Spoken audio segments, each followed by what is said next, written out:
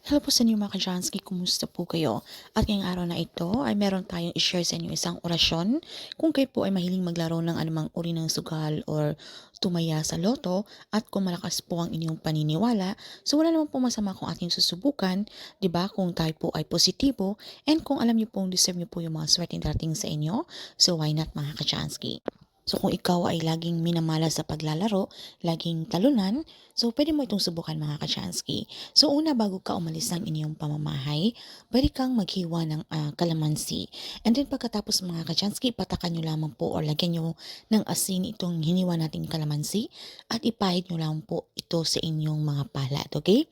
So habang inyo po itong pinapahid sa inyong mga palad, so pwede po kayong humiling or sambitin niyo po ang inyong mga intensyon sa pamamagitan po ng inyong mga isipan. So sambitin niyo po na halimbawa na ako ay pipinasin sa araw na ito, ako ay mananalo.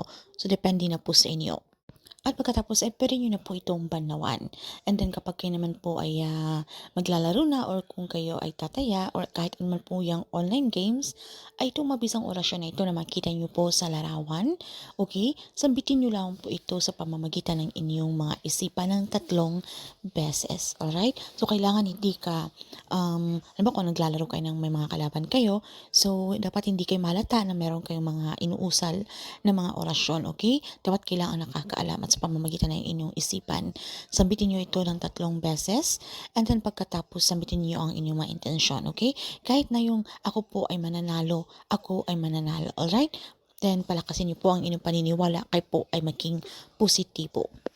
At kung kayo naman po ay mahilig sa pagtaya ng loto, so bago po kayo tumaya, so una isambitin nyo lamang po itong orasyon din na ito ng 3 beses and then itong inyong mga numero, okay, na meron kayong mga favorite lucky number. Sambitin nyo po itong inyong mga numero at pagkatapos ay i-claim, i-affirm nyo po sa inyong sarili na kayo po ay pipinasin sa araw na yan. So itong orasyon na ito ay sambitin nyo ng Amatum Devus, Amatum Devus, Amatum Devus. Okay? Yan yung ating orasyon. And then of course mga ka-Chansky, ipanatag nyo lamang po ang inyong mga sarili at kinakailangan meron din tayong mga factor na pwede din natin dapat isaalang-alang.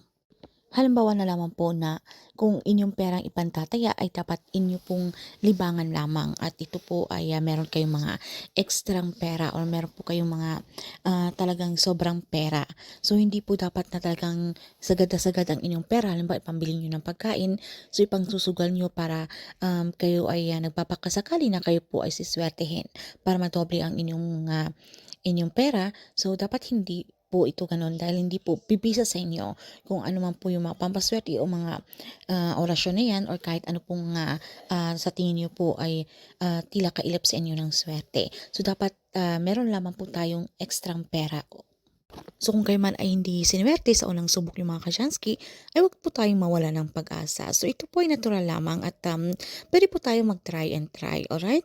So ito lamang po ay paalala din na itong ang paglalaro ng sugal ay dapat tibangan nyo lamang. Hindi po ito yung talagang focus na ito na lang yung focus nyo, okay? Na wala na kayong mga trabaho na talagang kinareer ko nyo na.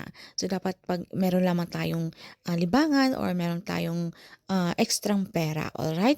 So, hindi yung tipong nangungutang na tayo dahil or nagbebenta na tayo ng mga ari-arian natin dahil sa nalulung na tayo sa sugal, okay? So, dapat i-balance pa rin po natin. So yun naman po mga kasyansit, maraming salamat sa inyong walang sawang pagsuporta dito sa ating channel.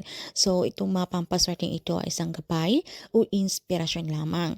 So kinakailangan pa rin kung gusto nating umangat or kung gusto nating mangyari yung ating mga kahilingan, okay, na kinakailangan tayo pa rin po ay magsumikap, aksyon, mga pagpaplanong gagawin. So ito lamang po ay isang gabay o inspirasyon lamang, alright? So yun naman po mga Kashansky at kung nagustuhan nyo ang ganitong topic or mga gitong content, so pwede po kayong mag-comment. So, huwag nyo pong kalimutan na mag-subscribe para ma-notify kayo sa susunod nating upload. So, yun lamang po at maraming salamat.